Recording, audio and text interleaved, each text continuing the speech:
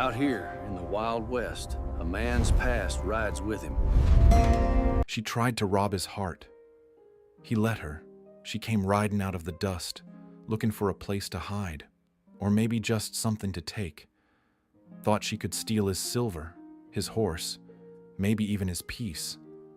But the man she met had nothing left to lose, except a heart too tired to fight. He didn't stop her, didn't raise a gun, just poured her coffee and let her stay. If you're gonna rob me, darling, he said, start with the heart. It's already half gone. And that's how it happened. The thief found love, and the cowboy found a reason to give again. 'Cause love, it ain't something you steal. It's something you let go. Before we begin, take a moment to comment the name of your city. Where are you watching from tonight? And when the story ends, don't forget to rate it from 0 to 10. The Stranger at Dusk. The sun was setting at the edge of the 19th century, along the borderlands of Texas and New Mexico. The wind carried a fine red dust, swirling like ashes around a lonely wooden house in the middle of the prairie. The fading light burned low on the horizon, painting the dry grasslands in gold. In that last breath of daylight, a man sat on the porch, quietly pouring coffee from an old black iron pot. Elias Kane, 40 years old, tall and broad-shouldered, with a weathered face and eyes the color of deep earth. His gaze was calm, kind, yet heavy with something the wind could never carry away. He lived alone out here with a few horses, a deep well, and the kind of silence that never really ends. The only sounds were the wind brushing the wooden fence, the soft clink of a metal cup against the table, and the slow breathing of a man long accustomed to solitude.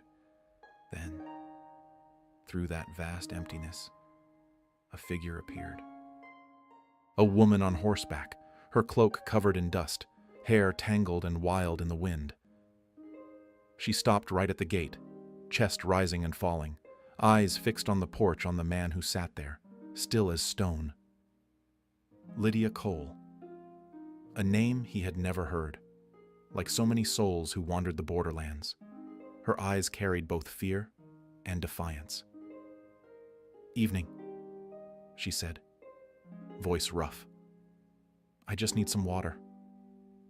I'll be on my way." Elias looked at her for a long moment. His gaze wasn't cold, nor curious. He simply stood, walked to the well, filled a tin cup, and handed it to her. "You look thirsty," he said softly. "Not dangerous." Lydia took the cup, but one hand stayed hidden inside her coat where a revolver rested quietly. She studied him, the rough hands, the worn leather jacket, the steady eyes that held no suspicion. It was as if nothing in this world could still frighten him or make him guard what he had left. He didn't ask where she came from, didn't ask where she was going. He simply went back inside, poured another cup of coffee, set it down, and sat again. Lydia stood there for a while. The wind blew strands of hair across her face, carrying the scent of coffee and wood smoke. Night slowly fell. The sky turned a deep shade of blue. A lantern flickered to life inside the cabin. Lydia sat on the porch, sipping her first warm drink after days on the run. Elias stayed silent, didn't look at her, didn't smile, but his presence somehow told her, "You can rest here, if you need to." Midnight. Elias was asleep. The wind whispered through the cracks in the door. Lydia stepped inside, careful, quiet. The cabin was small, one bed, an old wooden wardrobe, and a dying fire. She opened the wardrobe, looking for money. Her hands trembled from hunger, from guilt, or maybe from something deeper she couldn't name. In the bottom drawer, she found a faded photograph. A woman smiling in Elias's arms, sunlight wrapping around them like gold. Beneath the photo, faint words carved in shaky handwriting. You can't steal what's already given. Her hand froze. Her heart began to race, not from fear, but from something awakening inside her. And then, from behind, his voice came low, rough, not angry, but almost tender. If you're gonna rob me, darling, start with the heart. It's already half gone anyway. Lydia turned around. Tears gathered in her eyes. Elias stood there, his shadow blending with the darkness. His gaze soft, almost forgiving. Neither of them spoke again. Outside, the wind kept moving through the fence. The scent of coffee lingered in the air. And there, in that harsh and silent land, two lost souls found each other not with a gun, but with kindness. Part 1. The woman who came with dust dawn spilled over the cracked earth like light over an old mirror. The wind carried the scent of burned grass, dust, and fresh coffee simmering on an iron stove. Lydia Cole woke to the sound of wind hissing through the wooden roof. Her head felt heavy, like after a long fever. On the table sat a steaming cup of coffee beside a neatly cut piece of dry bread placed so carefully it felt like the person who left it feared waking her too soon. The cabin was small but tidy, one bed, a wall lined with saddles, a rifle polished clean. No sign of last night's tension, no suspicious stares, no ropes, only the wind and the scent of coffee. Outside, Elias Kane was already in the yard, leading his horse toward the pasture. His movements were slow, steady, and calm, like he was part of the morning itself. The early sunlight brushed his worn leather jacket and caught in the streaks of gray in his hair. The man didn't speak much, didn't look back. And somehow, that made Lydia unsure whether she should fear him or thank him. She stepped onto the porch, the coffee cup warm in her hands. "Thank you," she said, her voice still hoarse from thirst and dust. Elias only nodded, not turning around. "Drink it while it's hot," he replied, his voice low and calm like the wind sliding across the open plains. No questions. No, who are you? No, where'd you come from? No, what are you running from? It was as if he'd stopped needing to know such things or had long run out of reasons to care.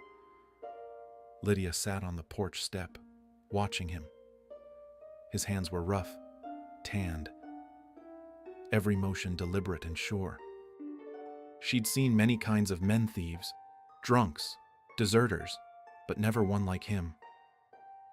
A man who didn't ask, didn't demand, didn't judge. She looked down at her dusty boots, fingers trembling as she lifted the cup. She'd been hit, cursed at, called a liar, a thief, a piece of nothing. And yet, this morning, someone had poured her coffee as if she were worthy of kindness. The wind picked up. Her hair blew across her face, hiding one eye. Elias turned then, catching her gaze. He didn't look away, didn't flinch. There was no pity in his eyes, no curiosity, only something deeper. For a heartbeat, she saw it understanding. That quiet kind of recognition only two broken souls can share. Without meaning to, she spoke, her voice barely a whisper carried by the wind. "Why are you helping me?" Elias didn't answer right away. He set the reins down, brushed dust from his palms, and looked toward the rising sun behind the dunes. The silence stretched between them, warm and endless.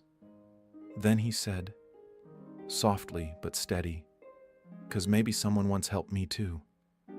His voice was rough, tired and honest, not grand, not poetic. But it hit her harder than any sermon or promise ever could. Lydia turned away, hiding the tear that slipped down her cheek.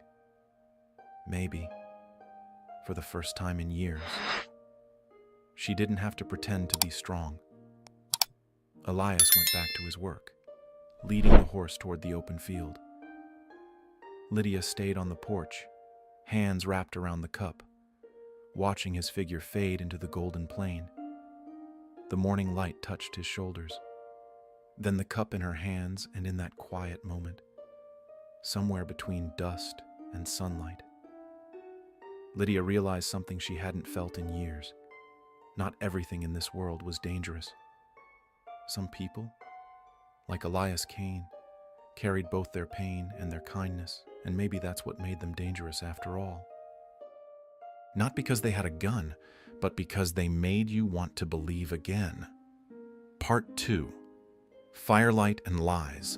Night fell like a heavy blanket over the prairie. The sky outside shimmered with pale silver light, and the wind carried the scent of smoke and coffee still lingering in the air. Inside the small wooden cabin, the oil lamp flickered on the table, casting warm golden light across the calloused hands of Elias Kane. He sat quietly before the fire, one hand stirring his coffee, the other resting beneath his chin.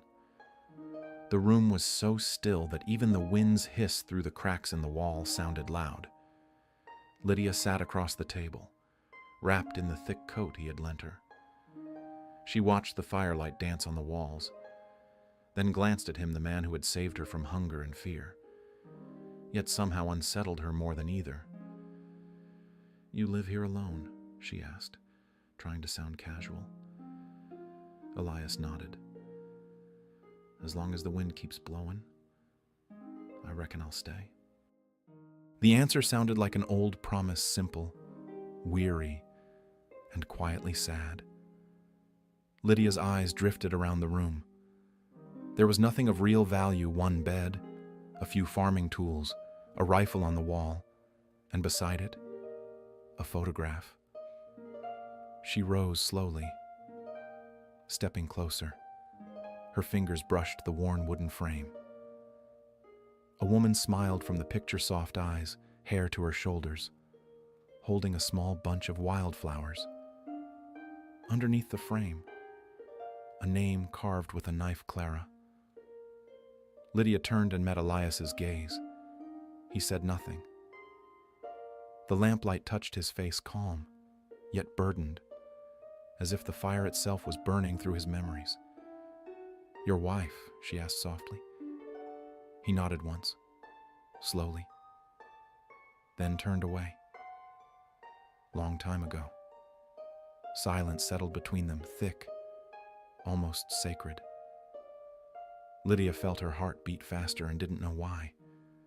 Maybe because she'd just seen a kind of loss she recognized, one she carried, too, but had never dared to name. To break the quiet, Lydia lied. A small lie, but one she needed to keep her distance. "I'm on my way home," she said, staring into the fire. "My folks are up north. Just got lost, that's all." Elias didn't question it. He simply nodded, his eyes still and deep as a dry lake. No interrogation, no suspicion, only the soft reflection of firelight in his eyes, warm, steady, and believing. It confused her. Her whole life, no one had ever believed her. When she told the truth, they called her a liar. And now, when she lied, someone believed. The lamp flickered. Golden light traced her tired face, revealing eyes that had forgotten how to rest. Her chest tightened, not from fear of being caught, but because he trusted her without asking why. Elias stood, poured more water into the kettle, and spoke in that quiet, grounded tone of his Wendell calm by morning. You should stay another day. Sand traps out west not safe to ride tonight. Lydia didn't answer. She just watched him for a long while. In the trembling light, he looked both strange and familiar, like a memory she wasn't sure she'd ever lived. When he went to his room, she stayed by the fire, staring at the wavering flames. Outside, the wind howled against the tin roof, a haunting echo of nights she'd spent running, cold, hungry, and utterly alone. Her hand slipped into her coat, feeling the cold steel of her gun. She could leave now, take the horse, take the small pouch of money on the table. No one could stop her, but her legs didn't move. Lydia stood, walked to the door, hand on the latch, and froze. She whispered into the darkness, voice barely a breath. You trust too easy.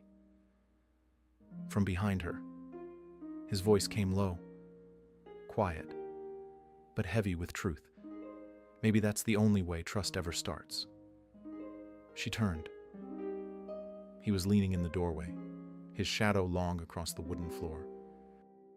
The lamp had gone out, leaving only the dying fire, its glow soft against the weary smile of a man who had lost too much, yet still believed that trust once planted could save two lost souls. Lydia lowered her eyes and gently closed the door. That night, she didn't leave, because sometimes we don't stay for safety. We stay for the one look that doesn't judge. And from that moment in the whispering wind and flickering firelight, their story of healing quietly began. Part 3, The Days of Silence. The western sun rose slow and merciless, spilling its golden heat across the cracked plains. Light like honey ran down the dry grass, brushing over the old wooden fence and the porch where Elias Kane still made coffee every morning. Since that night, Lydia hadn't left. There was no deal, no invitation.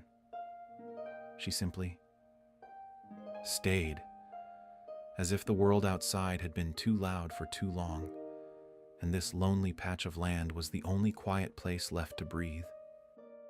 In the mornings, she cleaned the stables, carried buckets from the well, brushed dust off the table.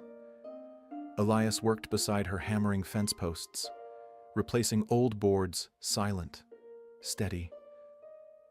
They rarely spoke, only traded brief glances when paths crossed. When she set the bucket down, he nodded. When he handed her a piece of bread, she answered with a small smile, fleeting, almost shy. Days were made of wind. Nights were made of silence. And somewhere between the two, something began to grow slow and fragile, like a blade of grass forcing its way through dry soil. One afternoon, Elias brought out a black horse, its eyes sharp, burning like coal.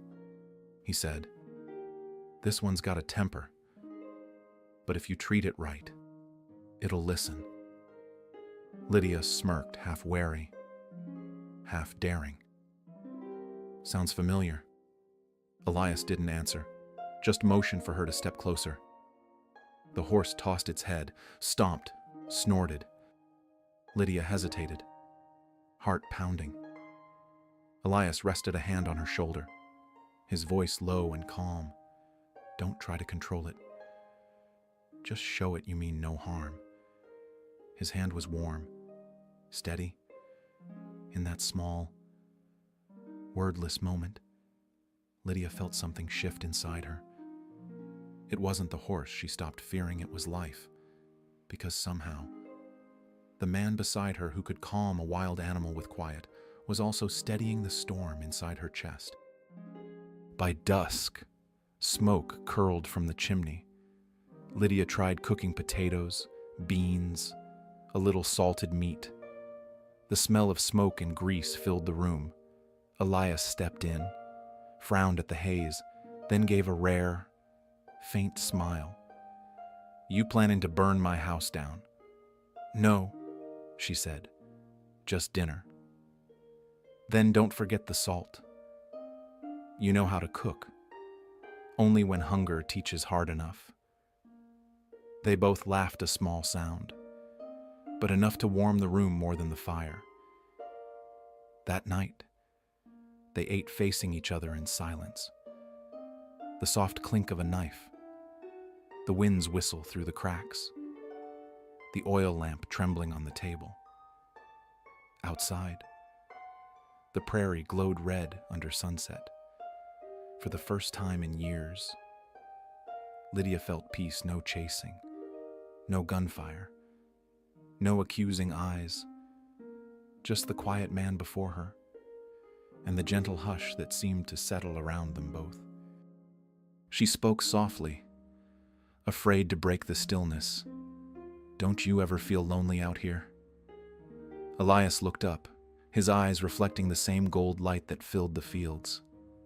"People leave," he said slowly, "but the land stays. Maybe hearts do too." The words lingered soft, sad, true like the last note of a song carried away by wind. Lydia held his gaze. In her eyes flickered something she hadn't let herself feel in years. Trust, maybe even hope.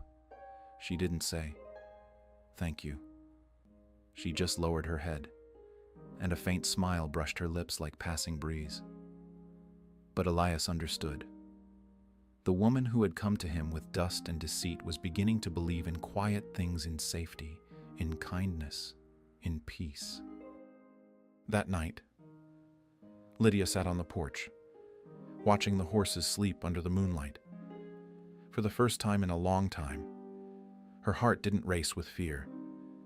Just a thought, soft as breath, crossed her mind. Maybe we don't need a place to hide. Maybe we just need someone who makes us want to stay. Part 4. The Bandits Return. The western evening burned red as blood. The sun hung low, spilling molten light across the dry fields, painting the fences and porch of Elias Kane's ranch in copper fire. From far away came the rhythmic, heavy beat of hooves, too even, too deliberate. Not the sound of traders, nor ranch hands. Heavier, rougher, the kind of sound that carried trouble with it. Elias was stacking hay by the stable when he heard it. He froze, lifting his head. He knew this land's language, the hiss of wind, the squeak of rope, the chirp of insects. But this sound didn't belong here. From the cabin, Lydia stepped out, a damp cloth in her hands. The wind caught her hair. Her face went pale as the hoofbeats drew closer. Her eyes darkened with something between dread and memory. Elias glanced at her once enough to understand. He said nothing, only loosened the strap on his gun belt and rested his hand on the Colt's grip. His gaze turned toward the road, already blurred with rising red dust. 3 riders emerged from the horizon, faces half hidden beneath hats and scarves. The lead man, broad-shouldered with a beard like dried mud, grinned through cracked teeth. "Well, I'll be damned," he rasped. "Little Fox ran home after all. Thought you'd died out in the desert. Girl." Lydia stood still. Her fingers clutched the edge of her skirt, trembling. She had heard that voice in her nightmares. Elias stepped forward, slow, steady his tone, calm, almost casual, as if speaking at a saloon table. "This land don't take kindly to men who ride in armed."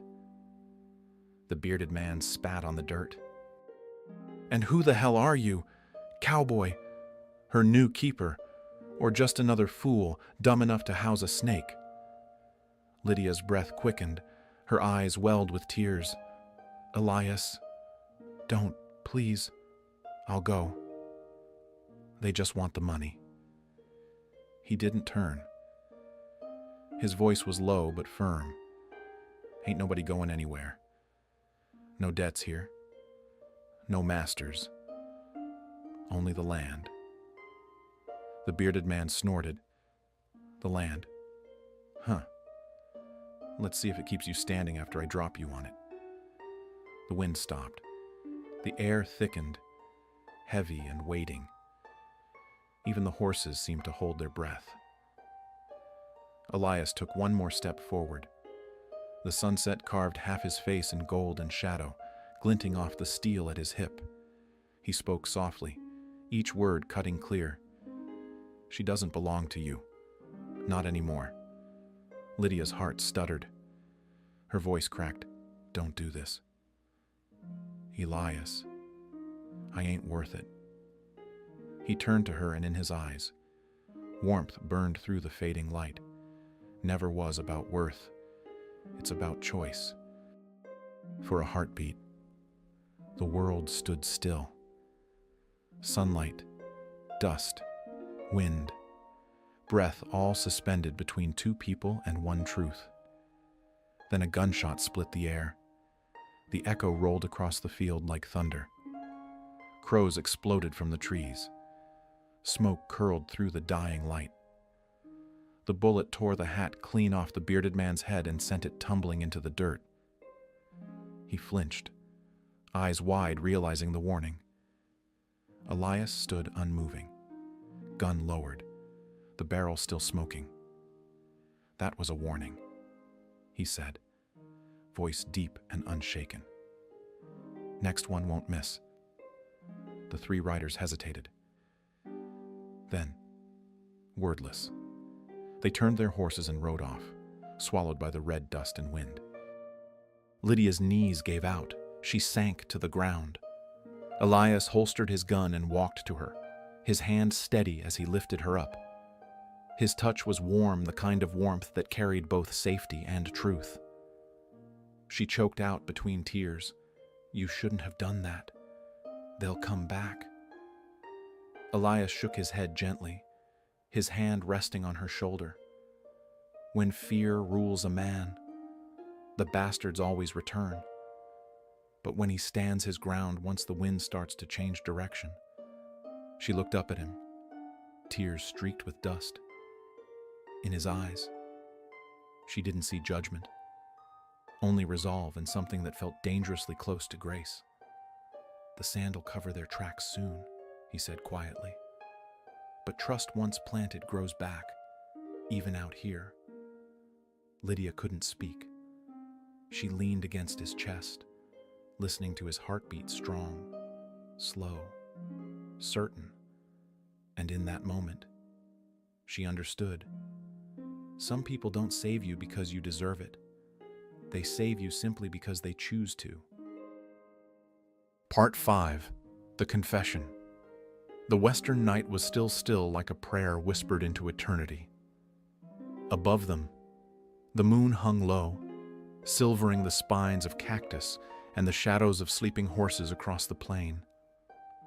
The fire crackled softly on the porch, its orange glow painting Elias and Lydia in flickering light, their shadows stretching long across the dry earth. The night wind carried the scent of burned grass and smoke, weaving gently through Lydia's hair. They sat facing each other, silent for what felt like hours. Only the sound of firewood popping and the faint clink of Elias's silver spoon as he stirred his coffee. Lydia watched him, the fire reflected in his eyes deep enough to make a person forget their past. She bit her lip, fingers gripping her coat. The silence pressed on her chest until she couldn't bear it any longer. I have to tell you something. Her voice trembled, thin as the wind itself. Elias didn't move, only nodded slightly, his gaze still on the flames. That first night I came here, I didn't just want water. I came to rob you. I was going to take your money, your horse, and if I had to, your trust too. She spoke all at once, like someone afraid the courage would vanish if she stopped. The firelight danced across her face, catching the shimmer of tears. She couldn't look at him. She feared those eyes, the same eyes that once made her believe might now be the ones to break her. Silence fell again, heavier than before. The fire cracked once, a single ember bursting into the air. Elias set his cup down and finally looked up. His voice came low, rough, but with a warmth that reached straight through the night. "You're right. You did take something." Lydia's head jerked up, eyes wide, her lips trembling. I have nothing worth taking." He smiled faintly, a slow, tired smile, gentle as moonlight on the dust. "Wasn't the money, wasn't the horse. It was my heart, but I let you take it." She froze. Every sound around her faded, the wind, the fire, even her own breath, until only his words remained, echoing like forgiveness. It wasn't an accusation. It wasn't a confession of love. It was something softer, a truth that melted the walls she'd built, like embers turning to light in the dark. Lydia broke down, tears spilling freely. Not from guilt, but because, for the first time, someone saw her for who she was. Not a liar, not a thief, just a person worthy of being believed. Her hands covered her face, shoulders shaking as her sobs blended with the whisper of the wind. Elias didn't speak. He simply reached across the fire, his hand brushing hers, a small, steady touch. No demand, no claim, just the quiet message of understanding. The fire kept burning, crackling softly, witness to two souls laying their ghosts to rest. Lydia looked up again, her tear-streaked face lit by the flame. In Elias's eyes, she saw something she'd never known before, proof that not everyone comes to take. Some are born to give. That night, she didn't sleep. She sat by the fire until the first line of dawn touched the fields. Her tears had dried, but warmth remained, the last ember of the night still glowing in her chest. And for the first time in years, Lydia Cole felt forgiven, not by God, not by law, but by the heart of a quiet cowboy who had lost too much, yet somehow still had enough left to love again. Part 6. The morning after dawn came softly to the west like a breath you could almost miss. The first light slid over the rolling hills, spilling gold across the parched grass, bathing everything in a tenderness this land rarely allowed. No more howling wind like the night before, only familiar sounds now, the snort of horses, the creak of rope against a fence post, and the slow, bubbling murmur of coffee boiling in an old iron pot. Inside the small wooden house, Lydia Cole opened her eyes.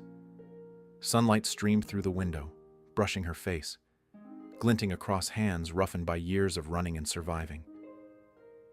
She hadn't slept, just watched the fire fade into ash, listening to the steady rhythm of Elias Kane's breathing from the next room, as if each breath tethered her gently to the world again. The house was still. Ashes from last night's fire lingered on the table, tiny ghosts of warmth. Lydia reached into her coat pocket and pulled out a small leather pouch, the one she'd once planned to steal. It felt light in her hand, yet it carried the weight of every mistake she'd ever made. She set it on the wooden table. The soft thud echoed like a full stop, the end of her running. For a long moment, she stared at it. That little bag, once her symbol of survival, now looked like a cage she'd built around her own heart. The door creaked open. Elias stepped out, sleeves rolled up, hair tousled, calm as morning itself. The smell of fresh coffee followed him in, warm and rich.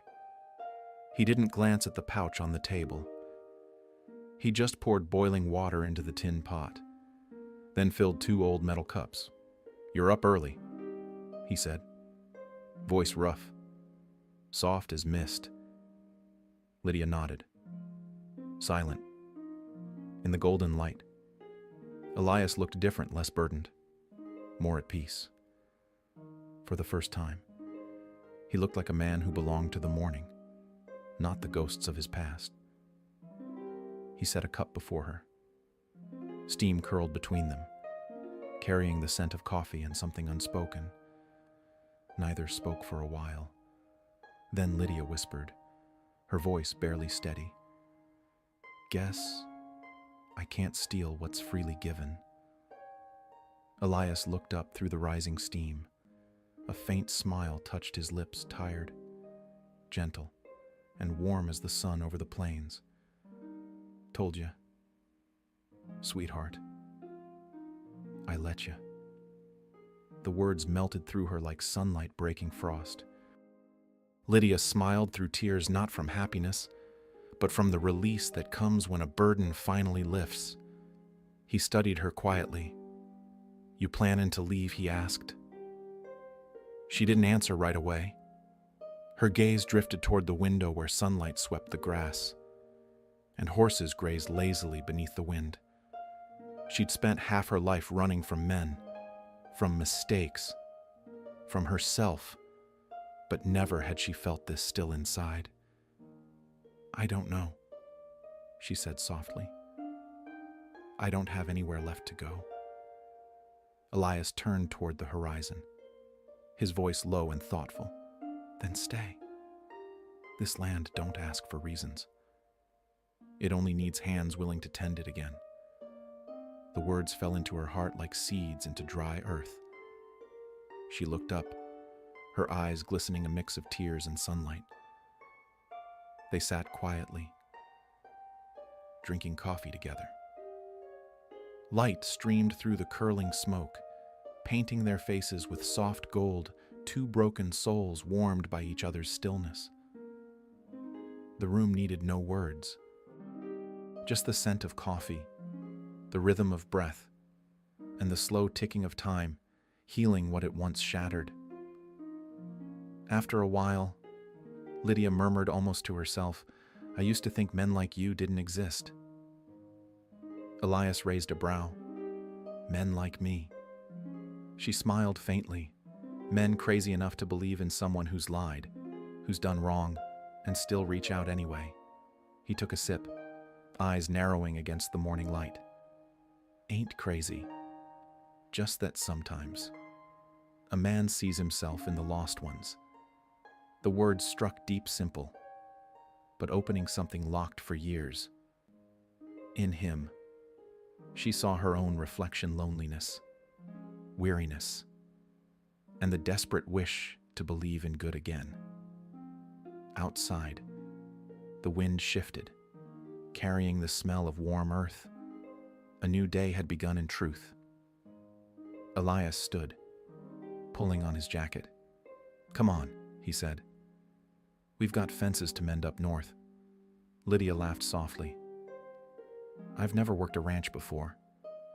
"Then you'll learn."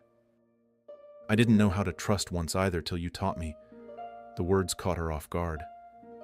For the first time, she realized he wasn't just saving her. They were saving each other. They stepped outside into the sunlight. The fields shimmered like a golden sea. Elias walked ahead, Lydia following her boots sinking into the soft earth. Halfway to the fence, she turned back. The small cabin stood behind them, smoke curling from the chimney. 2 cups still sat on the table, steam rising, fading into the air like a quiet promise between 2 people who had wandered too far to ever return to who they once were. At the fence line, Elias pointed to the horizon. "See that? Where the sky meets the land. Folks pass through here, say they're leaving, but most come back. Guess they see a piece of themselves in that light." Lydia watched, eyes soft. The light was pale, tender like the sky embracing the earth. she whispered. Maybe. I'll stay too. Elias didn't answer. He only nodded, but in his eyes, something shone: faith, peace, and a fragile kind of hope that had survived the fire. As the day waned, they sat again on the porch, finishing the last of the coffee. The final golden light streamed through the smoke, wrapping everything in a dreamlike calm. Lydia leaned her head against his shoulder. "Thank you for believing in me." His reply came low, warm, steady. Weren't belief, Lydia. Just didn't want another good heart dying quiet. She smiled, eyes closing. Dawn had turned to dusk, but between them, a new light had only just begun, and in that wide, worn land once full of dust, blood, and fear, something small and sacred had taken root: hope. Part 7. The choice to stay. The days that followed drifted by, slowly, gentle, almost unreal, as if this land had never known violence or deceit. Each morning, just as the sun began to rise over the ridges, Lydia was already awake.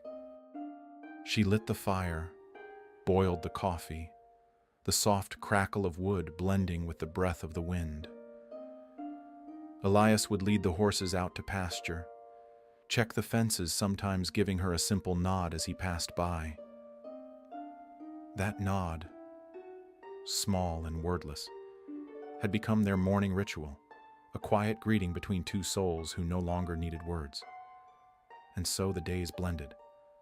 No promises, no contracts, only two people, one small house, and the slow rhythm of life weaving them together as if both knew they'd found something they thought was lost forever.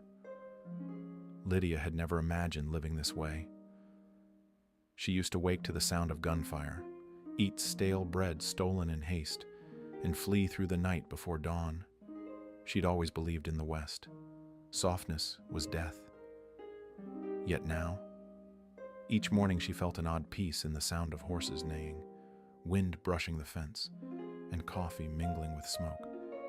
She began helping Elias mend fences, clear weeds, and haul water from the well.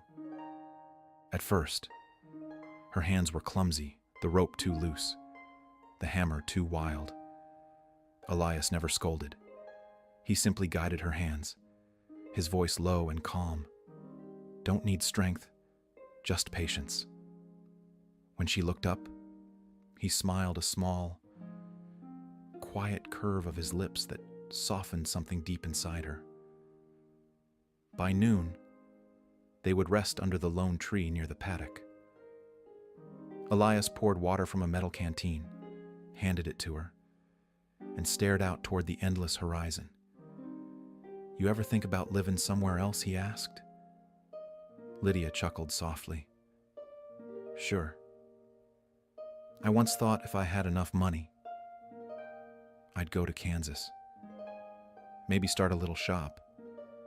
But life doesn't walk the roads we draw." "Maybe not," he said. "But sometimes the wrong road's the one that gets you home." She met his gaze, and in the shimmer of his eyes, she wanted to believe it. The breeze carried the scent of earth and sweat, but beneath that burning sun, Lydia felt something she hadn't in years: calm. When the evening came, they led the horses back to the stable. Elias walked ahead. Lydia followed. The setting sun stretched their shadows long and red across the grass. Afterward, she lit the fire while he chopped wood. They didn't speak, yet every movement seemed in rhythm, as if they'd shared a lifetime already. Elias wasn't a man of words. He made no promises, no declarations. But in the quiet grace of his gestures, a hand steadying her when she stumbled, a glance when she smiled, there was a tenderness Lydia had never known. Those small things, when strung together, began to feel like something that didn't need a name, that night. Lydia sat on the porch, cradling a cup of cold coffee. The moon hung low, pouring silver over the sleeping fields. Beside her, Elias sharpened a knife, the blade catching the moonlight. She watched him for a while before speaking softly. Elias, yeah, I've been thinking about leaving. About how I don't belong nowhere. But then I realized all my life I've been running from people, from what I'd done, from myself. He paused, lifting his eyes. Firelight and moonlight met in his gaze, a soft, rare gentleness. Lydia took a deep breath, looked out at the open field, and said clearly, I ain't running no more. Silence followed, the kind that didn't need to be filled. Only the wind, the crack of cooling wood, and the steady rhythm of her heartbeat. Elias set down the knife. His eyes softened. He tilted his head slightly, voice quiet as a sigh. Then you're already home. The words struck something deep in her, not because they were sweet, but because they were true. Home, a simple word, one she had never dared to claim. And yet, somehow, it was there, resting in the voice of this quiet man. She smiled, the first real smile in years. Not guarded, not forced, just warm, unafraid. Elias saw it and smiled too. He poured her a fresh cup of coffee, handed it over. Steam rose, twisting into the moonlight, wrapping their faces in soft silver glow. A man who'd lost everything, and a woman who had just found herself again. The wind brushed past, like a whispered thank you. The last line of sunset burned along the horizon, glinting amber in Lydia's eyes. She turned to him, voice barely more than a breath. Do you ever regret letting me stay? Elias chuckled, low and warm. No, but if I did, reckon it's too late now. This land's got your scent already. They both laughed. The sound blended into the windlight. Fleeting, yet perfect. Not because they'd said I love you, but because they didn't need to anymore. After a moment, Lydia stood, stepping out into the yard. The sky stretched above, crowded with stars. She tilted her head back, wind threading through her hair, and felt something she hadn't felt in a lifetime, belonging behind her. Elias still sat by the lantern's glow, a figure carved from solitude and kindness. She turned, watching him for a long while, then said softly, Elias, thank you for staying when you had every reason not to. He looked up, voice steady but tender. Maybe I stayed because you reminded me everyone deserves forgiveness, even me. Her eyes blurred. The wind carried the faint scent of coffee, smoke, and something new, faith, above them. The sky shimmered with stars, witnesses to something fragile and sacred taking root. Love, not loud or sudden, but quiet and chosen. Lydia sat beside him again. Elias reached over, touching her hand gently. No promises, no future written ahead. Only the present, warm, real, and enough. She looked out across the field, whispering, funny thing about this land. Only the wind and kindness ever seemed to find their way back. Elias nodded. They sat in silence, watching the fire sink into embers, the moonlight soft on their faces and on Lydia's lips. The faintest smile of someone who, after a lifetime of running, had finally found her way home. Part 8. A past forgiven. The spring wind carried the scent of new grass and the damp breath of earth after a night of rain. Elias Kane's ranch looked different now. The fences stood straight. The well water ran clear, and wildflowers Lydia had planted bloomed around the yard. Life moved slow, gentle like the whisper of wind across open plains. No more pounding hooves in the dark. No more racing heartbeat of fear. Only the soft laughter of Lydia, each time Elias fumbled with the newborn colts. That morning, the sun rose late. The sky stretched wide and blue, clouds drifting white and idle. Elias scattered hay for the horses while Lydia cleared the breakfast table. Then the distant rhythm of hooves broke the calm. A stranger was approaching. She stepped onto the porch, shielding her eyes from the light. A man rode toward them, his coat dusted gray, hat pulled low, and a badge glinting on his chest. Elias knew him instantly. Sheriff Dalton, an old acquaintance from Silver Creek. He dismounted, nodded to Elias, then glanced at Lydia, his expression kind but knowing. "Sorry to disturb a quiet morning," Dalton said, voice heavy with travel. "But there's news I reckon Miss Lydia should hear." The air went still. Lydia froze, her hands tightening at her sides. Elias's gaze softened. He placed a steady hand on her shoulder, a small gesture, but enough to let her breathe again. Dalton sighed. "The Carson gang was caught yesterday, out west of El Paso. They confessed to everything. Spoke of a woman who once rode with them, thought she died in a sandstorm. But seeing you here now, Miss Cole, I reckon not everyone deserves to stay buried in their sins." Lydia said nothing. The breeze carried the smell of earth and grass.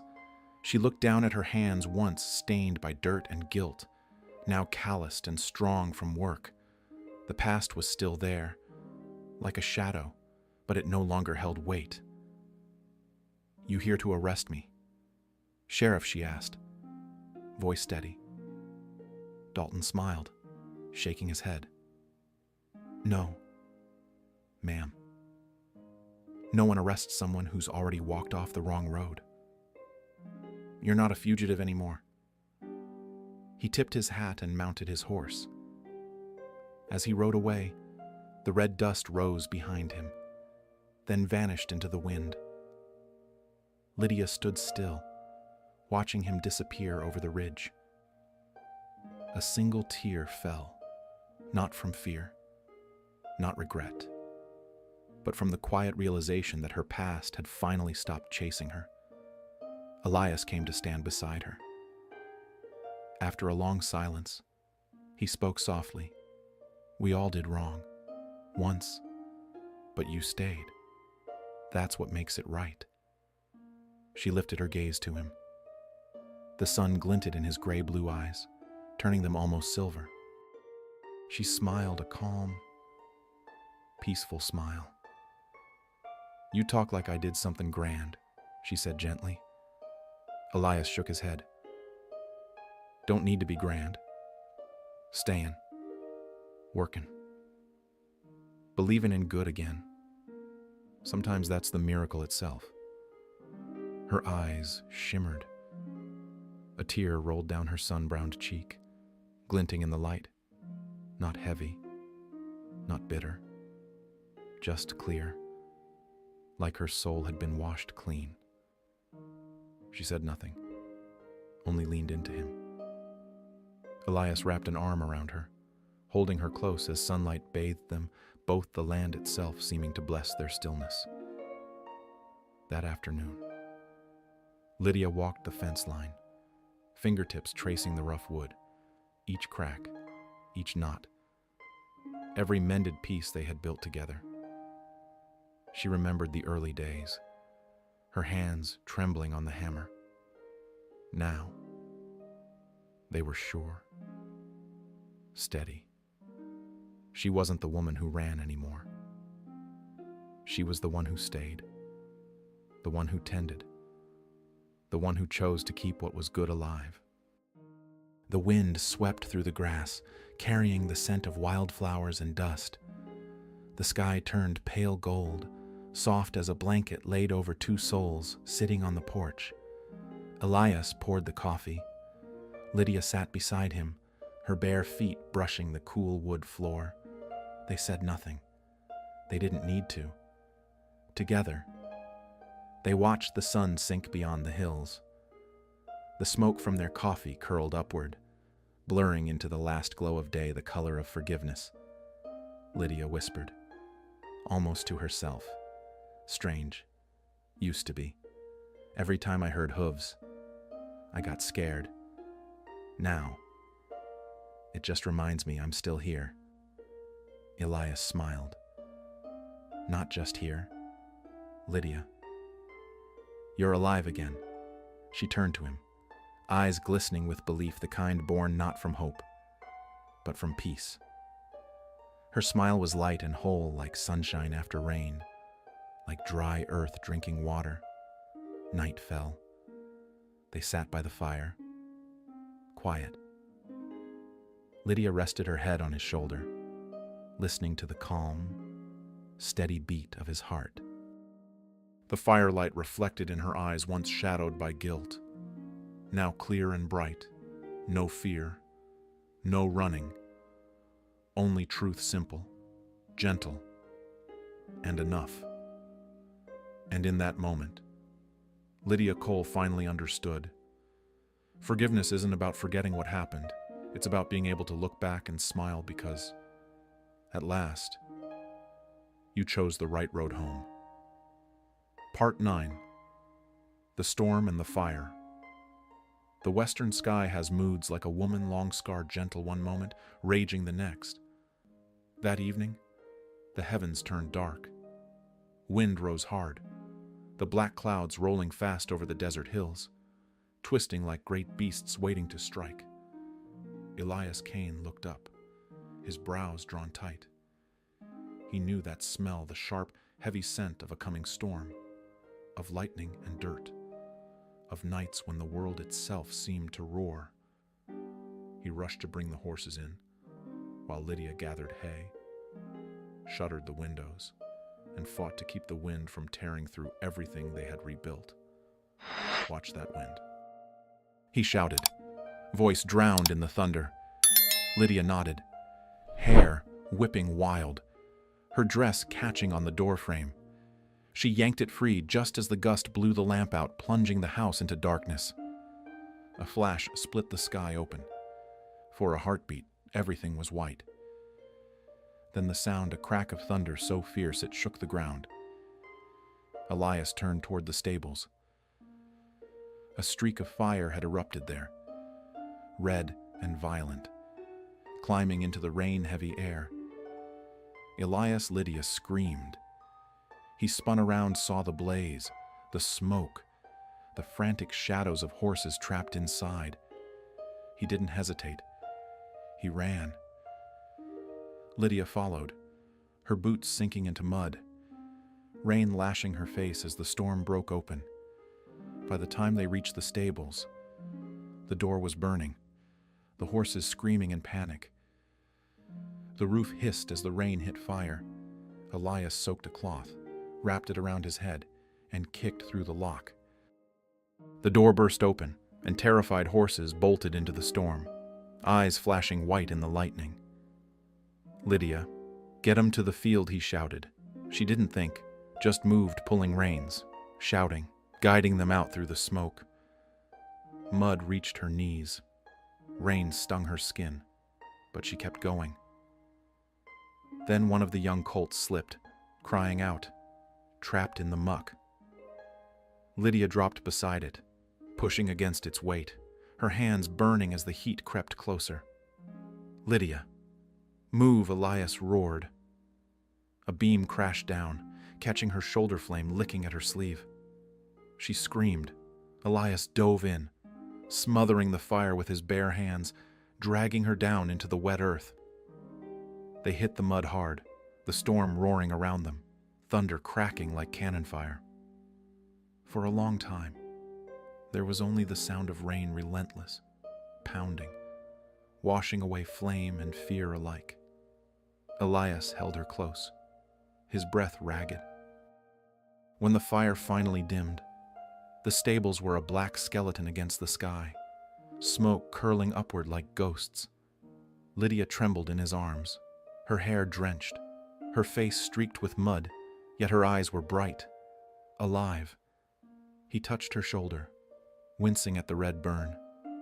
"You're crazy," he rasped. That roof was about to fall. She smiled faintly, breath shallow. Didn't want to see that horse die. Elias stared at her for a long moment, something shifting behind his eyes. His voice dropped low. "You risked your life for me." Lydia shook her head, a tired smile breaking through the rain. "Guess you stole more than my heart." Their eyes met, and in them, there was both flame and water, fear and faith, everything that could destroy or save them. The rain came harder, wind howling through the open fields. Elias pulled her closer, arms locked tight around her as if the storm might carry her away. Lydia leaned into him, heart pounding fast but steady, the rhythm of someone finally done running. When the rain eased, only the steady patter remained. The stables were half gone, but the horses stood safe out in the open, their breath steaming in the cool air. Lydia looked up, rain mixing with her tears, washing her clean. Elias followed her gaze, then looked back at her. In his eyes there was no despair, only a quiet certainty, the belief that even after fire, things can be built again, so long as someone stays to build them. She whispered, voice barely above the wind, "We can fix it, can't we?" He nodded. "Yeah." Fire only takes the wood, not the will. Together they looked toward the open plains, where the last lightning flickered across the sky, a pale blue light shimmering like baptism over the land. The rain drowned the flames, carrying away ash and memory alike. Mud clung to their clothes, but neither cared. Elias pulled her closer, not out of fear, but because in that moment he knew she belonged here, with him, with the life they'd built from ruin. Lydia pressed her hand against his chest, feeling the strong, wild beat beneath his soaked shirt. Hear that she murmured. "Yeah," he said. "Still beaten." She smiled, faint but radiant. "Then we're still alive." He laughed a real laugh, rare and deep, shaking the rain from his face. When the storm finally passed, the sky opened silver. Raindrops glittered in her hair like glass. They stood there surrounded by mud, smoke, and the faint warmth of survival. Lydia leaned her head against his chest, his arms folding around her, both silent in their shared rebirth. Far to the east, a pale light broke through the clouds. Another dawn was coming after fire, after fear, after every lie they'd burned away. Lydia whispered, half to herself, maybe things gotta burn once, before they can grow again. Elias's voice rumbled low, steady as the winds return. Reckon that's true. Folks, too, only when they're burned clean. They learn they can love again. The rain stopped completely. Above them, a faint rainbow stretched across the bruised sky, fragile but clear. They looked up, wordless. Then their hands found each other, and they stood still, two souls marked by storm and flame, holding fast to the simple, shining truth. The fire had passed and they were still here, together.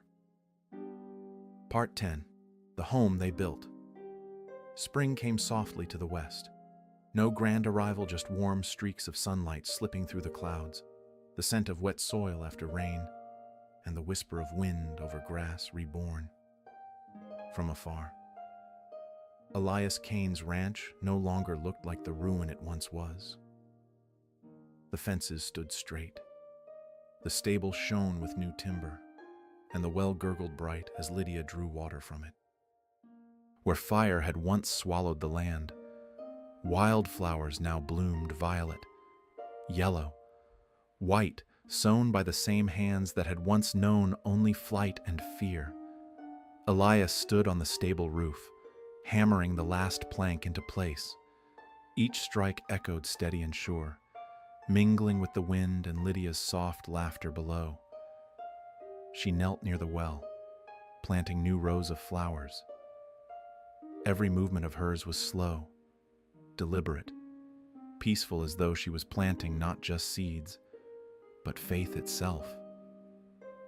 When Elias climbed down, Lydia sat by an old wooden board propped near the porch. A carving knife glinted in her hand as she traced each letter carefully into the grain. He walked closer, wiping sweat from his brow, saying nothing as he watched the blade slide steady under her touch. Slowly, the words took form, deep and clean. Love can't be stolen, only given. She blew the sawdust away and looked up. Sunlight washed over the board, making the letters glow gold. For a long moment, neither spoke. Only the wind moved, carrying the smell of coffee from the stove, the rustle of grass, and the rhythm of two hearts at peace. Elias rested a rough, warm hand on her shoulder. His voice was low, husky but gentle as breath. Reckon that's the truth I've waited for. Lydia turned to him, her eyes glimmering. You really think it's true? More than anything I ever knew, he said, and smiled. That evening, they sat on the porch, watching the sun lean low over the field. Lydia brought out 2 cups of coffee, steam curling softly in the amber light. Elias took one, feeling its heat sink into his palm, simple, grounding, real. You ever think we'd make it here? She asked. After everything he watched the horses grazing slow beneath the horizon. No. But I reckon sometimes God don't lead us through the desert to punish us. He just wants us to learn how to find the water again. She smiled, eyes following his gaze across the land. Where once dust and fear ruled, now sunlight and green returned. She reached out, running her fingers over the carved letters again, touching her own redemption. The wind stirred, sending petals dancing around the well. A young colt whinnied in the barn, a soft sound like music. Elias leaned back, voice low. See that? Lydia, sometimes what we need ain't a new beginning, just the courage to stay long enough to watch things bloom. Lydia looked at him, her eyes catching the light, bright and alive. I stayed. Elias, she said softly, and this time, I'm not going anywhere. He smiled, tired, content, the kind of smile that comes after long years of wandering. They both turned toward the field, where the sun poured its last gold across the grass. If there were a camera, it would pull back slowly past the wildflowers swaying in the breeze, past the well shimmering with evening light, past the thin ribbons of coffee smoke twisting into the air, until only 2 figures remained, seated side by side on the porch, quiet, whole, and finally home. The sky deepened into orange, wrapping the small ranch in warmth. This land, vast and scarred, now held 2 souls who had learned to love again, not through words, but through choosing to stay.